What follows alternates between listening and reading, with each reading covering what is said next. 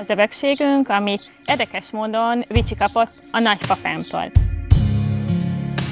Kertben lenni, a fákat metszeni, fákat ültetni, a szőlőben lenni, pálinkát főzni, ezeket mind a papám adta át Vicsinek. Nem mondom azt, szerintem, hogy mindent tökéletesen csinálunk. Kertnél azért az nagyon nagy felelősség, hogy most hogy metszed meg a gyümölcsfákat. Én eléggé kezdő vagyok még ebben, még hosszú az út.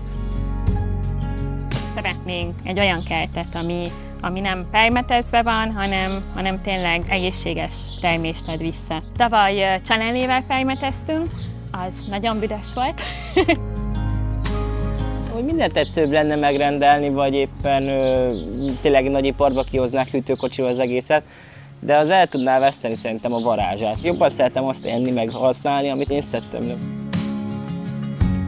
Bízli, szeder, málna, epper, mindig ezeket kezdjük el dobálni a pavlovára, ez amúgy egész nyáron fenn szokott lenni, szezonális gyümölcse és szezonális szósszal. Szóval hogy effektív azt majdnem mindig innen hozzuk.